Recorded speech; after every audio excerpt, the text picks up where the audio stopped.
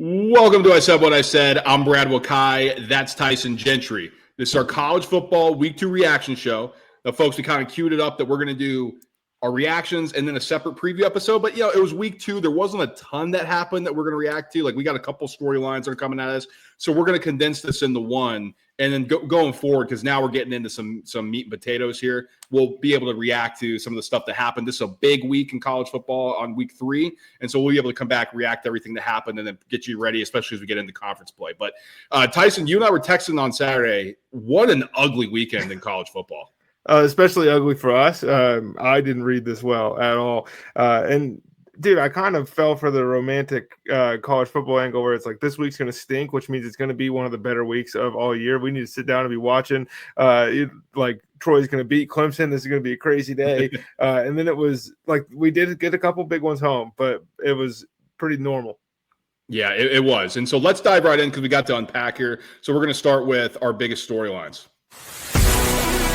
Biggest storylines. And we're going to actually start with Oklahoma stifling Michigan. And don't worry, we'll get into the upset that really sent shockwaves around the country. But this was the 15th team in Michigan versus the 18th team in Oklahoma. And there's a lot riding on this game because, Brent Venables enters this season on the hot seat. New quarterback in John Mateer, new offensive coordinator in Ben Arbuckle, and they're supposed to solve everything. And you got Bryce Underwood, the superstar freshman from Michigan. Okay, Sharon Moore, can he take that next step?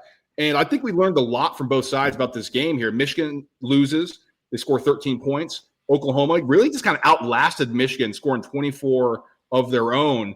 Tyson, what's your takeaway from this game as we dive into this?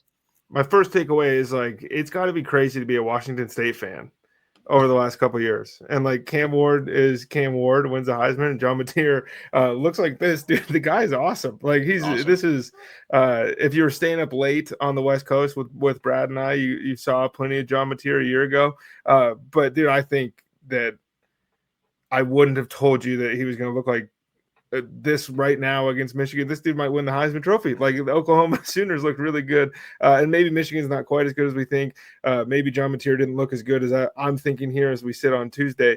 But I was impressed by him. I was impressed by that offense. I was impressed by the defense, and I wasn't impressed by Michigan. I know that much. That offense looked awful similar to what we've come to expect. And look, Bryce Underwood is an 18-year-old kid, and he's going to get better. But it was maybe a bit of a overreaction with Bryce Underwood after week 1, where it's like, oh, let's just anoint him now. Yeah, and that's classic college football media. The 5-star plus kid, and that's a term that On3 uses. I think the plus now means elite of the elite, but 5 stars for them is a top 32, going to be a first-round draft pick. I think the plus is like a top 10. Don't quote me on that, but it's something along those lines where they stand out even amongst the 5 stars, the future first-round picks. But 9 of 24 for Bryce Underwood, 142. No touchdowns, no interceptions. Tough week for quarterbacks named Bryce, all the way around. All the way around. That's for sure. And especially when you go on the other side, Tyson, John Mateer goes 21 of 34, 270, a touchdown. He did have a pick, but he added 19 carries on the ground for 74 yards and 2 touchdowns. This guy was a one-man wrecking crew because they only got 48 yards from their 2 other running backs, and Jade Knott, their high-profile transfer, 4 carries, 9 yards. So it was really John Mateer putting the team on his back in this one. And yes, he was incredible in this one. And I think you can see the change in the offense. It just looks completely different. I mean, Deion Burks, 7 catches, 101 yards and a touchdown. Yeah, it actually looks like he got passing options. I mean, last year, everybody was hurt for Oklahoma. So I think maybe it was a little unfair for the 2 QBs. But, we're seeing an evolution here. And I think it's a good thing from Venables, who's like, listen, I'll take care of the defense. Let me go get somebody who actually knows the offense and get a big mind and a great mind. I think Arbuckle could be a future head coach here pretty soon. And so this is a great showing. This is what you wanted to see from Oklahoma. On the flip side, I'm with you. Michigan did not do anything that impressed me. And if you look through the box score, if you're not watching the game, you're like, well, Justice Haynes was awesome. 19 carries, 125 yards in that touchdown. Well, his long was 75. So it was really 18 carries for 50 yards. They were stifled the entire time. Yeah, it was tough. And now, even more fallout from Michigan coming here, and I'm sick of talking about this stuff, dude. Who's going to fill in for Sherrod Moore and all? I don't care at this point. But we learned this week that Michigan is not going to sneak their way into the college football playoff. I'm pretty confident in that. And Oklahoma looks like, they're going to be knocking on the door. So I got 2 thoughts here, big picture. And you know how I love to do this, Tyson. We're all loving John Mateer. if Oklahoma plays this way with the usage of Mateer in SEC play, I don't know if they can last or if he can last. You got to be able to run the football with not just your quarterback. So that's one thing I'm circling. I'm like, okay, this looks great. This is a big win. You got to do what you can to win here, but you can't play an SEC schedule running your quarterback into the ground. And he was missing some throws too. I mean, the stat line looks good, but there were some wide open throws he was missing, and other plays that probably should have been picked off.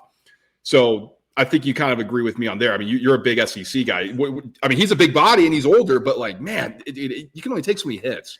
Dude, it's like Tebow and Cam are the only two guys that came to my head that can tote the rock 20 times at the quarterback position and win the SEC, go win the national championship. It doesn't happen a ton. That is all true. But we're going to talk about the SEC more and more as this year goes on, and maybe it doesn't look like it did, for the past 15. Yeah, no. And my last thing here, and I'll just say this: I don't know if Sharon Moore is the right guy for the job at Michigan. And they're in a tough spot. Breaking news, dude. Put it across the top. Let's get flashing lights, dude. Breaking news. Sharon Moore might not be the guy for the job. Welcome to the freaking club, man. Well, you've been on this for a while. I'm kind of like, I don't know. You anoint the guy because, he fills in for Harbaugh and he wins a big game and he fills in immaculately. And he's just kind of like, well, Harbaugh leaves. Are we not going to hire him? But that's a mistake the college programs make all the time, right? You have the successor or the guy who's been working under the guy on the staff, and then you're like, yeah, but he's not Harbaugh, and that's the problem here. So does Michigan take a big step back? Because we saw what happened when they didn't have Harbaugh, Tyson. They were an average football team. He beat Ohio State. And if he does it again, he'll be coaching there till the end of time. Like I don't think he's the guy either, and I've been on that train for a long time. But like, if he wins the game that are important to the people there, he can keep that job for a long time. That's a good point. Let's move on to this. USF Shocks Florida, Tyson. I mean, this was one of the most surprising results that we've seen in a long time. I mean, South Florida goes into Gainesville, wins 18-16. This was supposed to be, Florida's taking the next step as a program. All this hype coming in after they survived the schedule last year. They're getting the recruiting thing going. Okay, Lagway's, he's going to take a step forward. We're talking about Heisman Trophy. Some people are even calling them, hey, Florida might win the national championship, which we thought was insane when we looked at things from a rational perspective. But South Florida went in there, Tyson, and gave them everything that they could handle and then came away with the victory. This is unbelievable. How do they come out of the half and get outscored in that third quarter 9-0? If you're Florida, at home against a team, and look, college football's changed and we understand that, but these are the guys you didn't want to recruit.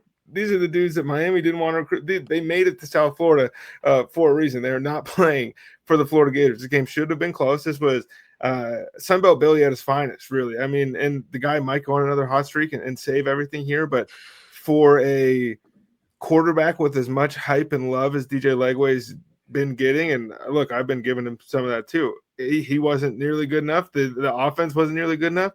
And then it's just like more of the same. We got the shoe throw 5 years ago. We get somebody spitting on somebody else here. It's just like, how many times, can we see Florida just mentally implode in games that they like have to have? And I know it's early in the season and sure, maybe they don't have to have it against USF, but look at who they have coming up. There's absolutely no wiggle room for this Florida Gator football team. Zero. And we'll preview this game as part of a little look ahead here. They got to go at LSU this upcoming weekend, then at Miami, who's a top 5 program. So you got LSU number 3, Miami number 5. Then you play after a bye week, hosting number 7 Texas. Then you got to go on the road and play number 16 ranked A&M. Okay, you play Mississippi State at home. They just beat a ranked team in Arizona State. Then you got to turn around and host Georgia. Then you go at Kentucky, at Ole Miss, home Tennessee, home Florida State, who's now ranked top 10. This is a freaking juggernaut, dude. If you are a Florida over better, you can burn the ticket. Oh, my Lord. It's scary.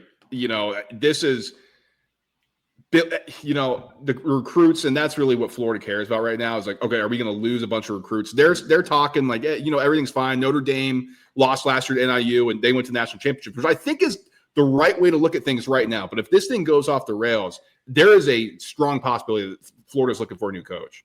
They didn't have to play anybody like what Florida has coming up. I mean, it's tough, and they probably will be. And this is another example of like sometimes these super hot names in college football are better served maybe And like, it's a crazy jump, dude, to go from Louisiana to Florida. It's a crazy jump for like Tom Herman was the hottest name in the game forever. He goes from Houston to Texas and it explodes. Like, it's over and over and over again. And look, sometimes you're going to hit on these guys, but like, if you haven't proved it at the Power 4 level, it's tough to take on these giant jobs. Yeah, and I wondered, Alex Golesh is going to be a hot name, the head coach of USF. He's done a great job here. 16-12 doesn't stand out, but 7-6, 7-6 last 2 years, both wins in the bowl games. He's a good coach. I think he's going to get a job in the Power 4 level soon. I don't know if it's going to be something like at Florida or if he's going to go to a Big 12, something like that first, but he's the next name to the circle. Bring in Dilfer. Couple quick ones here, just because these are storylines people are talking about. How about Clemson?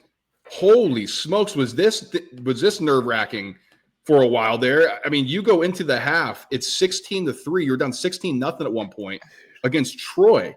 This offense looked atrocious. This defense was getting run all over. Now, Clemson escapes with a 27-16 win. They scored 24 points in the second half.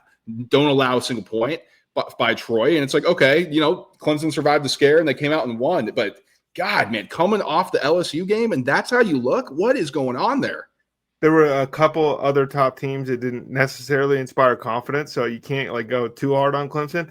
But 16-0 at home after losing to LSU at home, that's something none of us expected. Dude, I was so mad watching this football game that Emma wanted to go to Costco, and I said, you know what, I'll go with you. And we left, and I came back, and it's at the exact same point in the game as it was when I left. I felt like I was living Groundhog's Day or something. I mean, it was tough. I wanted to get as far away from this Clemson football team as I could. And this is like 3 weeks ago, we were like, Cade Klubnik's going to throw for 4,000 yards. This offense is going to put 40 points on everybody. The defense is going to be good. Clemson might go undefeated if they get by week 1. And now they look like the third best team in the ACC. Yeah, it's not pretty down there in Death Valley right now. Tyson, last one of the big storylines. I mean, Oregon looks like a juggernaut. And there were legit questions. I had them coming in. You lose Dylan Gabriel, guy who's super experienced in college football, and you bring in Dante Moore, who didn't necessarily wow at UCLA. Now, he got to sit last year, which is a huge thing, but all this team does is just smack two opponents. And yes, one's Montana State FCS, but they're coming off going to the championship game last year. They might be better than Oklahoma State, dude. And then they destroy Oklahoma State 69-3, 631 total yards from Oregon, 319 through the air, 312 on the ground. So you want 50-50 split. They got it for you. I mean, this was just nuts to watch, man. It was a track meet. I mean, we might be approaching DEFCON 5 levels if this Oregon line is as good as they look on both sides of the ball. I think that's something really scary because that was like last year, we thought that, and then, they beat Ohio, win the conference, and it's this, and then the playoffs happened. It was like, okay, they're still not there where we think they need to be. And also, I was saying I think Dante Moore is going to be a good player. You had more reservations than I did before the season. Are you buying in a little bit to the sitting for a year? This guy looks like what we thought he was supposed to be at UCLA. Yeah, for sure. No, I mean, it's helped him. He looks comfortable. They haven't played anybody yet, though. So everybody's starting to crown. I'm like, whoa, Heisman maybe? I'm like, let's play a defense first. He looks as uninterested as Cam Moore did a year ago. Dude, he's sitting back there like this dude could eat his lunch. All right, those are the biggest storylines. Tyson are going to keep plugging away. We're going to give our superlatives out before we jump into the week 3 look ahead. And the first one here is I told you so. I told you so. And mine is Kansas State stinks, guys. And more specifically, people have just anointed Avery Johnson before he even played, and people are like, Will Howard, he's going to be so much better than Will Howard. And all Will Howard did was go and win the national championship at Ohio State, looked super comfortable in that offense, was clutch when you needed. And yes, this kid's going to fill up the stat sheet because he's super athletic and runs around. And yeah, he's going to have great games because he's a really good athlete and he's a good quarterback. But people were acting like he's going to walk in here and be RG3 or something like that. And I just never bought it. I sat there and watched a ton of games because I do like Kansas State. This isn't any hate on K-State. It's just I'm watching and it's not computing. And the fact that people kept crowning them, 2 years in a row, they're the Big 12 favorites. Is going to win the Big 12, and they look horrible. They're 1-2, probably should be 0-3, and they lose to an Army team that lost to definitely State. And Kansas State's at home. Give me a break with these guys. I was going to go one of two ways off rip. It was either going to be this bad or when Avery Johnson's dad and brother were fighting each other in Ireland. It's like, this dude's about to win the Heisman. This is going to be the most electric Netflix documentary in 15. We're going to get untold, dude, on the Johnson family. But it didn't go that way. Yeah, they suck. My I told you so, and this is strictly directed at you, is that the Liberty Flames stink. Brad, Jacksonville State ran 50 times for 338 yards. Brad, Jacksonville State ran 50 times. How many tackles for loss did the Liberty defense have? Oh, probably 0. One. They got one. They got one. And they got absolutely bullied, shoved around. How do you throw the ball for 335 yards and you score 24 points in college football? Like, this is crazy. Threw an interception, had a fumble. Jacksonville State's defense was up to the task, which was something we talked about a little bit in the betting show. Was like, is this group going to be fast enough, physical enough? And the answer was a resounding yes, especially across that offensive line. This was a service academy type game. And Cam Cook for Jacksonville State, 195 and 2 touchdowns. Shout out. Yeah, and that was something I circled. I was like, I think Liberty's going to cover here, but the run defense scares me, and especially the way Jacksonville State does.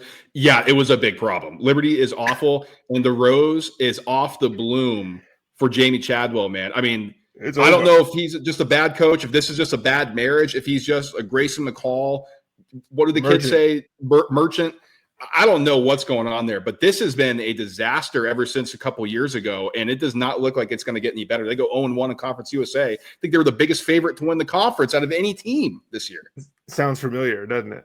Yes, it does. Yes, it does. All right, let's keep on chugging along. Tyson and I are telling you we're patting ourselves on the back, but we also made some mistakes. I've made a huge mistake. Hand up. And mine isn't directly coming out of this week, but it ties in. I think Scott Satterfield, it might be in a little bit over his head, Tyson. And he had a great tenure at App State.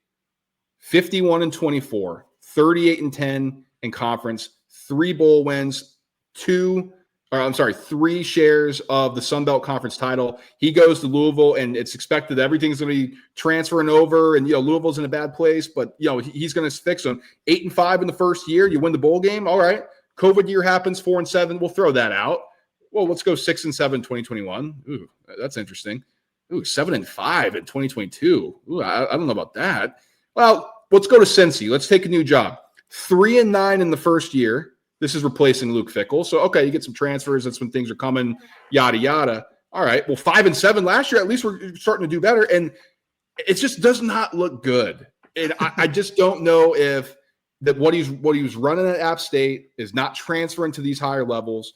But you can't blow the doors off of Bowling Green. It's a rebuilding MAC program who's pretty much always been bad, Tyson, unless Urban Meyer, one of the greatest college coaches of all time, is there. This is just not a great program. Now, Cincy you can kind of point to, and they don't necessarily have a great history like you point to and say Ohio State does, but they should have blown the doors off of Bowling Green last week. And it's just another reminder that I'm not sure if Scott Satterfield is actually an elite coach or a great coach at this level of college football. Now, maybe he goes back to a G5 and okay, it's a little bit better, but I just don't know if it's going to work for him in the Big 12. No, and it's tough scenes. It's a tough job, though, Cincinnati, and there's a reason he's no longer at Louisville. I think we can say it like that. My hand up is for all of it, guys. I was wrong on everything last week, but most specifically before the season, Mark Gronowski, I said coming up, like this dude is going to maybe – I don't know if I was as bold to say like change the Iowa offense, but he's going to make it look better. And they should have changed it around, bro. This is the exact same offense that we're used to seeing from Iowa. They're running like the same playbook. This team sucks. Gronowski looks in over his head. This is tough. And look, they almost won the game against Iowa State, but in the way that Iowa almost wins all the games, where it was like the margin for error was 0 for them and 0.5 for the other team, and Iowa made the mistake. It's just another year where we're getting the exact same thing, and it's like Ferentz is fine. Like he's going to coach, he's going to die, all this stuff, but like eventually you got to scrub this thing clean. Like they need Leopold or somebody to come in here 15 years down the line and just like they need Sonny Dykes, dude. Like something's got to go in here. Just one shot of offense for like one time, and they brought in this new coordinator 2 years ago. And it was supposed to be better. Oh boy, it is ugly. And I don't know why you pay the NIL money you did for Gronowski, and you just don't run an offense. It's just it's bad. It was really bad. I'm with you there, Tyson. Let's keep chugging along. Let's get to our donkeys of the day. Donkey of the day. Mine's Bob Chesney. I like him a lot at James Madison, but if you watch Friday Night Lights and saw what the hell he was doing against Louisville, you'd be disgusted, because everybody who freaking watched that game was. Because anybody with the half of a brain, even a quarter of a brain, could figure out what the hell he was doing with his quarterbacks, at least what he was running when he had the quarterbacks. Nobody knew what the plan or the strategy was, because Alonzo Barnett III's in, hey, guess what, guys? It's a pass. Okay, let's put in Sluka. Hey, guys, it's a run. Because that's what it was. Sluka was in the game. You're like, he's running the ball. Yeah, 21 carries. We kind of know that's coming. He threw the ball 5 times. They're doing a 50-50 split. Alonzo Barnett, hey, he's throwing it. Threw it 25 times. How many times did he run it? 7, but he got sacked, dude. Like, what the hell was that? Like, you had an opportunity to go on the road and beat Louisville, yet you brain deaded the quarterback situation. These guys are getting paid millions of dollars, and they make these decisions, Tyson, and they got to be called out for it, for Christ's sake. I mean, every state, basically the union, the head football coach of the state university is the highest paid guy. And sometimes they're the dumbest. Dude, college football is so back in that we're mad about 2 quarterback systems, and we're going to get it all year. Like, it's not going away. We didn't learn anything about those guys. My donkey today, Haley Sawyer. Voter for the AP, who moved Florida up 2 spots in the poll after they lost to USF. And then let me find the exact quote here of what she had to say. I don't want to go too much into my process or logic. It's really fun, but it doesn't probably matter in the end. We just read you Florida's schedule going forward. It certainly mattered. We just talked about Billy Napier. Is probably going to lose his job at some point this season, at the end of the season, because of this game, because of how they looked coming out of the half, because DJ Legway doesn't look like the Heisman contender. It doesn't really matter at the end. When can we start taking some credentials away from these people for just like, it should be a Survivor type situation. I think they should post something, on the internet, and every college football fan can vote for who they think had the most asinine rankings. And if you're relegated, you're done for the year. Haley Sawyer can no longer vote in the AP poll for this season, because, Brad, this is one of the dumbest things I can think of. And then to rationalize it by saying, I don't want to go into the thought process or the logic, because you can't. Right. Just say that. Great shout, Tyson. This is awesome, because this was the AP poll this week. It's a joke.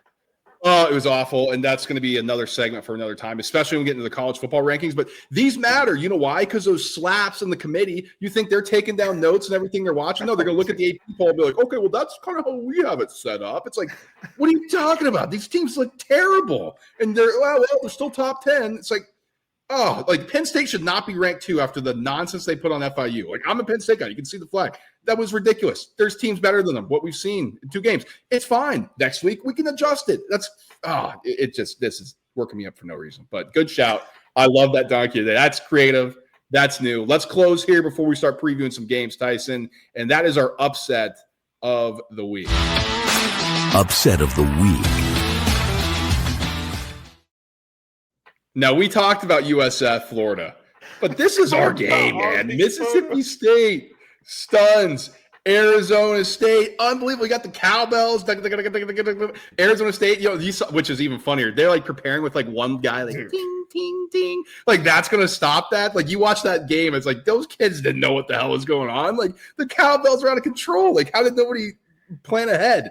But Mississippi State, electric ending, classic college football ending when there's a blown coverage, and Mississippi State gets it done. And Stark Vegas, man, these guys have been starved for success. Obviously, you have the terrible tragedy with Mike Leach, and it's been in a downturn in this program. This was a great moment for Mississippi State. This is what college football is all about. Absolutely. And it's also like the most Mississippi State thing to happen, because this is the first time they beat a top 15 team since 1991. And the rest of the SEC gets to look at them and go, yeah, but it was Arizona State, dude, in week 2. That doesn't count. Sam Levitt, welcome to the club of underperforming quarterbacks so far through 2 weeks that we thought were going to go pretty high in the NFL draft. What the hell, man? Like, this team, we knew Cam Scatterboo was a huge part of it a year ago. And I'm not saying that him being gone is the sole reason that they lose here, but like Blake Shapen is dropping bombs on you to win games. That's not a playoff team. That's not a team that can win a conference, man. Yeah, and especially the way Utah's looking. My preseason pick, they're looking good, baby. Tyson, I told you to drink the Kool-Aid with me, but you didn't want to do it. Couldn't do it But this year. we got plenty of more to react to going forward, but we're going to preview what's going on in week 3 as we start taking a look at some of the marquee matchups. Marquee matchups. And we're going to start here. Georgia at Tennessee. Big game here, man. And it's a classic SEC game. You know, Georgia didn't look great against Austin Peay last week. Tennessee's putting up a ton of points. Is Georgia holding stuff? Yada, yada. I'm interested to see how Joey Aguilar performs against a defense like this. Like, it's looked good. He was not a good player last year for App State. Now he's got to face a Georgia defense, a Kirby Smart defense, who's really good at taking away the rush. So a lot of it, I think, is going to be on Joey Aguilar. And on the flip side, Georgia's offense, I still got a ton of questions about their passing attack. Can they take advantage of a Tennessee defense that hasn't been great covering the pass, but also struggles against the rush? So I don't know how much Georgia's actually going to run here. So this is a big matchup to me, and this is one that's I'm definitely watching for sure. I think buckle up, folks, because we are officially into measuring stick season. And that's what we're going to hear over. Georgia hasn't had a true measuring stick game. Well, we don't really know how, and let's see how they measure up. Is Tennessee due in this rivalry? Is Josh Heupel due in this rivalry? Kirby Smart has dominated 137-50, I think, is like their 4 matchups tilted towards Georgia, but that's everybody with Kirby Smart over the last couple of years. But like Tennessee has not won in this rivalry in quite a while. Is now the time? Is this the team? Is Georgia weak enough? I mean, there's some things that you can point to, but I think this is. What do the books have this at right now? Do you know? I don't have it pulled up here. Let me, if you want to keep talking a little bit through your thought, let me pull this thing up. But what are you seeing? Like, what's piquing your interest on that line? I just think that like this is a Georgia wins this football game by 6 points at the end. Like it's close, and Georgia's able to win, just be more physical, have better players. The simple way that they beat everybody. And I think that Tennessee is going to be able to move the ball a little bit here. But I was curious if this thing was sometimes early in the season when we don't know what we're getting with teams. These things can be a little bit too tight, and then other times with brands like Georgia, a lot of respect is paid. So I was curious to see where the books were falling on this. Georgia's 3.5-point favorites on FanDuel. There it is. And now I'm leaning more towards, all right, that's rat poison. He's going to get the boys fired up. Well, let's do this because Tyson and I do our gambling episode later in the week when we take a look at spreads or totals or things like that. Let's just do this for our marquee matchups going forward. Let's just pick the winner. I mean, don't you not think? Let's just who do you think is going to win? So, do you think Georgia's going to win? I think Georgia's going to win, but with all my heart, I'm going to be pulling for Rocky Top to finally pull this thing out. At home, dude, it's just too nice. I think Georgia's going to win the game too. I would love for Tennessee to, because it'd be awesome, and that burnt orange is going to look sick. Right? What do they call it? The orange over there. Burnt orange is Texas. I apologize, guys. I forget what the orange they call it Tennessee, but that stadium's going to look awesome in Knoxville. Do you remember when Vern Lundquist thought that the white and orange dots in the end zone of Tennessee, one of them was a flag that the officials threw, and he was confused for him and Gary were confused for 5 minutes on CBS. Oh, I miss Vern. Dude, that booth was so good. I love Nestler, but man, Vern and Danielson. I know, man. You hate Danielson. I thought he was Gary. Awesome. Vern is all time great. Everyone knows that. Gary can continue doing whatever it is that he's doing. He's retiring after this year. I know that made you smile. But Charles Davis is entering into the booth. So yeah, that's great.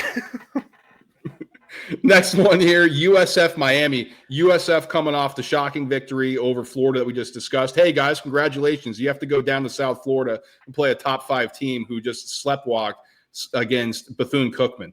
I think this is a great story for South Florida. Tyson, they accomplished 2 things. They beat Boise State. They look like the best G5 team after beating them.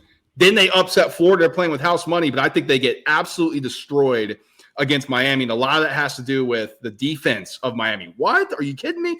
20th at the EPA against the pass, 39th against the rush. I think they're going to USF's going to struggle, especially if they bottle up Byron Brown, which I think is going to happen. So I think Miami destroys USF. Yeah, dude, it's a lot to ask of 18, 19, 20-year-old people. Like, hey, I need you to get up for a college football playoff team, and I need you to get up because we're going to the swamp, and I need you to get up because we're playing Miami on the road. That's a lot, man. It's an emotional toll. It would be electric, though. I mean, these guys' strength of record is number 1 in the country, and if they beat Miami, they might be able to lose a game in the American and maintain that top ranking. I mean, Generational run if they pull this off. But I think Miami's smoking. Florida, LSU. And now you're the LSU guy here, so I want to get more of your thoughts. It's hard not to look at LSU and say they're going to win at home against a Florida team that looked like that, but this is also college football. Weird things happen, but again, this is Death Valley at night. We know things get crazy there. Everybody's like looking at this offense for LSU. I don't know, leave some things to be desired. Come on, dude. It's Brian Kelly. I know people hate him, but I think they're going to be prepared for this one. But I'm going to throw it to you before I get my prediction. What do you see in this? LSU looked bad last week. I think you can say that, especially in the offensive end. They moved the ball fine at times. It just was they couldn't get in the end zone. That was maybe a little bit of a theme in the Clemson game. Caden Durham looks as advertised running the football. But, Brad, this is where I'm at with this game. And I might have fallen on a different side if things went differently for LSU when they played Clemson. But they went into Clemson to win that game. And I think that entire locker room, Brian Kelly included, remembers that Billy Napier saved his job last year by beating LSU. Now you get to welcome them to Death Valley at night. I think LSU smokes. I think that Florida is on the bus by the end of the third quarter. I don't think this offense moves the ball, and I think LSU gets out of here with a 2 – this is going to be 3 scores, man. That's where I'm at. Okay. I love that. That is bold. I think LSU wins this game too. I think it's going to be tighter than what Tyson thinks, but I think LSU is the better team. And a lot of it has to do with their defense. I mean, what? LSU, their defense, after we watched last year? You're kidding me. 34th in EPA against the pass, 29th in EPA against the rush. Now, Clemson's offense didn't look great against Troy, and it didn't play a great school last week, but I still think there's pieces here. This defense looks fast, physical, looks like defense of old. And the offense for Florida, with a cupcake against Long Island, they're 64th in EPA per pass, 56 in EPA per rush. That is not good. And then let's flip it the other side. This is what I'm circling.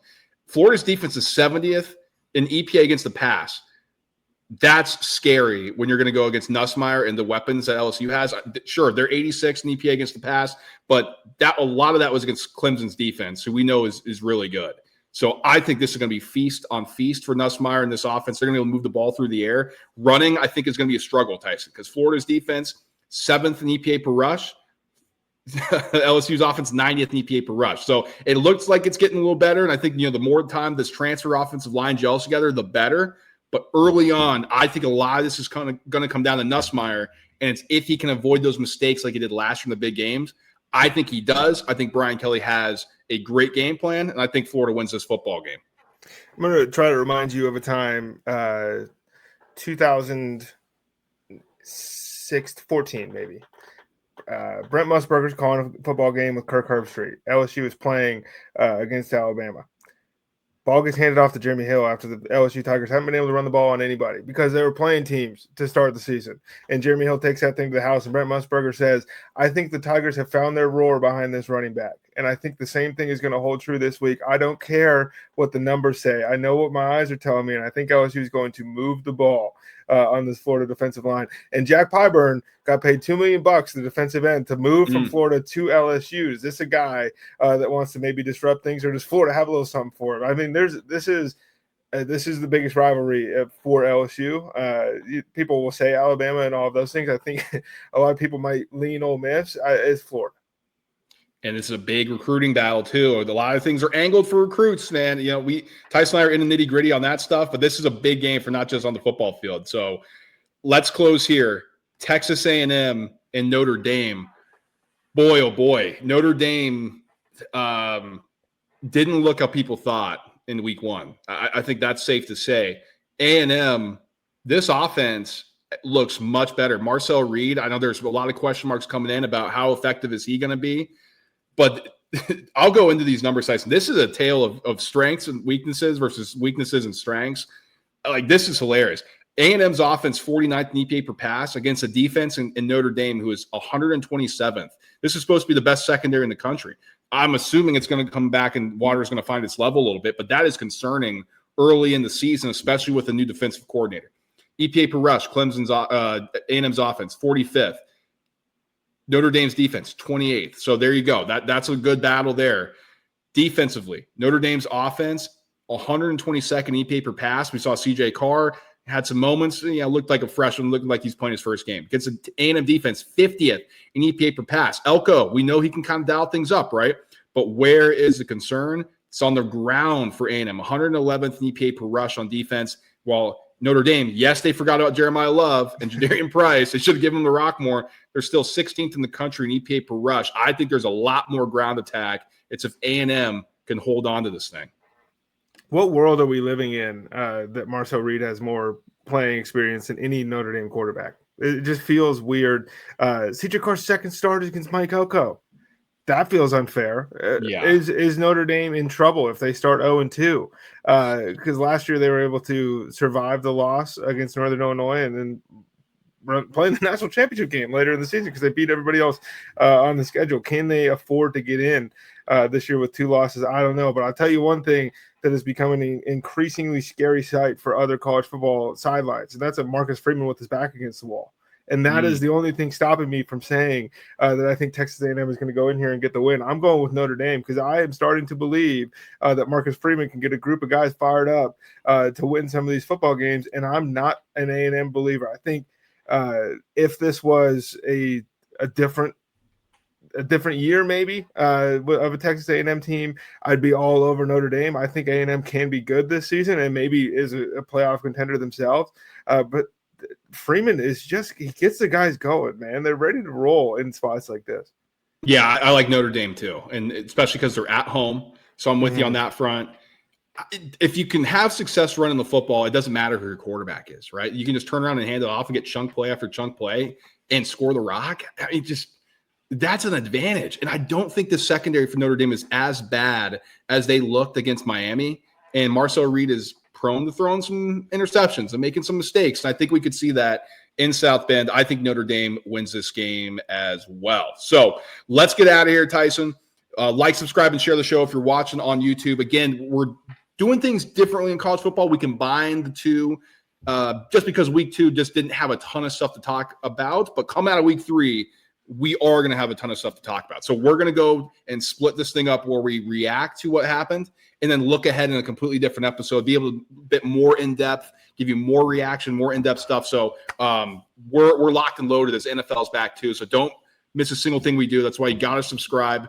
If you're watching on YouTube, smash the like button on the way out. Tyson informed me that we got a ton of new reviewers on Apple and Spotify. So if you haven't already, 5-star review definitely helps the show out, and we appreciate it. And share it with a friend, with an enemy, one of your work buddies, all that good stuff. You guys know the drill. Again, we'll be back with a ton more content coming out, and we'll talk to you guys when we talk to you. Till then, peace.